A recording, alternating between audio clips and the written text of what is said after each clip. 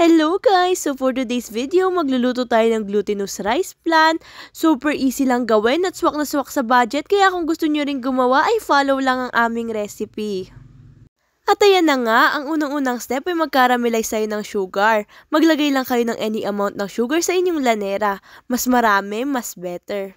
Painitan mo lang ito sa apoy hanggang maging golden brown.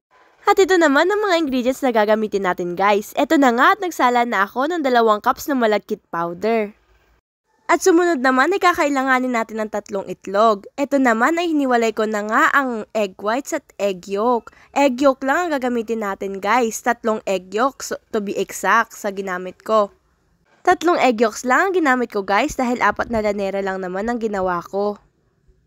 At ayan naman guys, mag-mix na tayo ng mga ingredients. Ayan na nga ang itlog at naglagay naman ako ng 1 can ng evaporated milk. Sumunod naman guys ay naglagay ako ng 1 can ng condensed milk, pampatamis guys. At ngayon halu-haluin lang at siguraduhin na walang buo-buong mga gatas na matitira.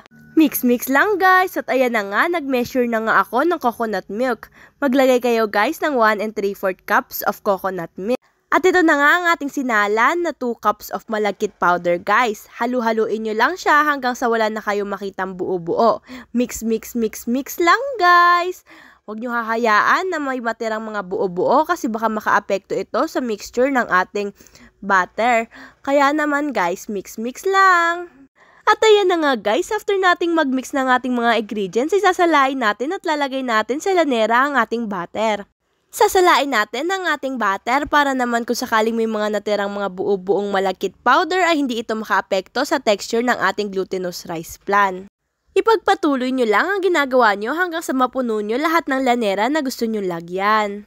At ayan naman guys, para naman sa pagluluto ng ating glutinous rice flan ay kailangan natin takpan ng foil ang ating lanera upang hindi mapasukan ng tubig ang ating glutinous rice flan. At ayan na nga guys, isa-isa na natin itong lagay sa steamer. And last but not the least guys, syempre tanggalin lang natin sa lanera at ito na, meron ka ng glutinous rice flan. Sobrang easy lang nitong gawin guys at swak na swak pa sa budget, kaya ano pang hinihintay nyo? Gawa na rin kayo. At ayan na nga, nilagyan ko na ng keso ang aking glutinous rice flan para syempre mas masarap. At ito na nga ang ating glutinous rice flan. Grabe, nakakatakam guys. Perfect na perfect to sa mga handaan, sa mga holidays at sa Pasko. Grabe, ang lapit na nga pala ng Pasko kaya itry nyo na to. At speaking of try, ito na nga, titatry ko na. Ayan. Wow, ang sarap guys. Sobrang sulit.